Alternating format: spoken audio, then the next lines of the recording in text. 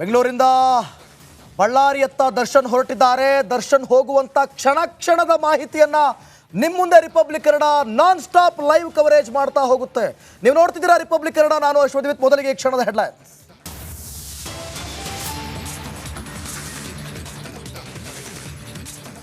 ಬೆಂಗಳೂರಿಂದ ಬಳ್ಳಾರಿಯತ್ತ ದರ್ಶನ್ ಜೈಲ್ ತಲುಪ್ತಿದ್ದಂತೆ health checkup, high security cell 15ಕ್ಕೆ ಶಿಫ್ಟ್.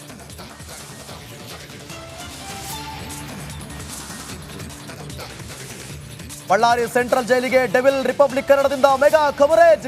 ಕ್ಷಣದ ಮಾಹಿತಿ ನಮ್ಮಲ್ಲೇ ಮೊದಲು.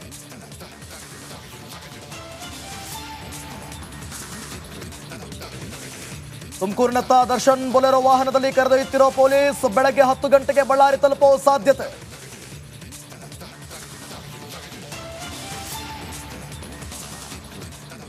ಹನ್ನೊಂದು ಆರೋಪಿಗಳು 3 ಬಸ್ಗಳಲ್ಲಿ ಪ್ರಯಾಣ. ಕಿಟಕಿಗೆ ಬಟ್ಟೆ ಕಟ್ಟಿ ಕರೆದೊಯ್ಯುತ್ತಿರುವ ಖಾಕಿ ವಿನಯ್, ಧನರಾಜ್, ಪ್ರದೋಷ್ ಕೂಡ ಶಿಫ್ಟ್.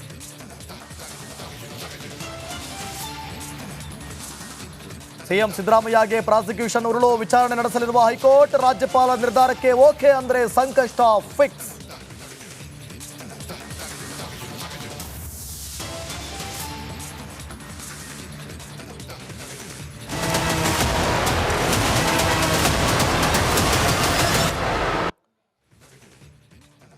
ಇವತ್ತು ಡಿ ಗ್ಯಾಂಗ್ ಮತ್ತೆ ಕಾಕಿ ಸರ್ಪಗಾವಲಿನಲ್ಲಿ ಬರುವಂತಹ ಪರಿಸ್ಥಿತಿ. ಕಾರಣ ಐಷಾರಾಮಿ ಜೀವನ. ಛಿದ್ರ ಡಿ ಗ್ಯಾಂಗ್ ಛಿದ್ರ. 9 ಜೈಲಿಗೆ 13 ಜನ ಕೊಲೆ ಆರೋಪಿಗಳು ಶಿಫ್ಟ್ ಆಗ್ತಿದ್ದಾರೆ. ಈಗ ಪರಪ್ಪನ ಅಗ್ರಹಾರದಿಂದ ಆರೋಪಿಗಳನ್ನ ಸ್ಥಳಾಂತರ ಮಾಡಲಾಗಿದೆ. ಬೆಳಗಿನ ಜಾವ ಸುಮಾರು 4:15 ಸ್ಥಳಾಂತರ ಮಾಡಲಾಗಿದೆ. ಬಳ್ಳಾರಿ ಜೈಲಿನತ್ತ ಹೊರಟಿರುವ ದರ್ಶನ್ ಅವರ ವಾಹನ ಮತ್ತೊಂದು ಕಡೆ ಮೈಸೂರು ಜೈಲಿಗೆ ಪವನ್, ರಾಘವೇಂದ್ರ, ನಂದೀಶ್. ಶಿವಮೊಗ್ಗ ಜೈಲಿಗೆ ಜಗದೀಶ್, ಲಕ್ಷ್ಮಣ್. ಧಾರವಾಡ ಜೈಲಿಗೆ ಧನರಾಜ್, ವಿಜಯಪುರ ಜೈಲಿಗೆ ವಿನಯ್, ಕಲಬುರಗಿ ಜೈಲಿಗೆ ನಾಗರಾಜ್, ಬೆಳಗಾವಿ ಜೈಲಿಗೆ ಪ್ರದೋಷ್.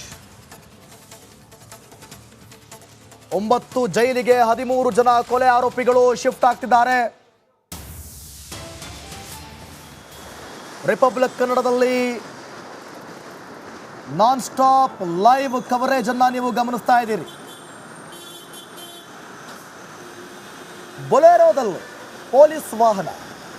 ಬೊಲೆರೋದಲ್ಲಿ ನಟ ದರ್ಶನ್ರನ್ನ ಕಿಟಕಿಗೆ ಬಟ್ಟೆಯನ್ನು ಹಾಕಿ ಕರೆದುಕೊಂಡು ಹೋಗ್ತಿದ್ದಾರೆ, ಎಲ್ಲರ ಕಣ್ತಪ್ಪಿಸಿ ಅನ್ನುವಂಥ ಮಾಹಿತಿ ಈಗ ಸಿಗ್ತಾ ಇರೋದು. ಬಳ್ಳಾರಿ ಜೈಲಿನತ್ತ ಕೊರ್ಕಿ ತೆರಳುತ್ತಿದ್ದಾರೆ. ಆ ಕಡೆ ಆತನ ಗ್ಯಾಂಗ್ ಛಿದ್ರಗೊಂಡಿದೆ. ಮೈಸೂರು ಕಡೆ 1-2, ಶಿವಮೊಗ್ಗದ ಕಡೆ 2.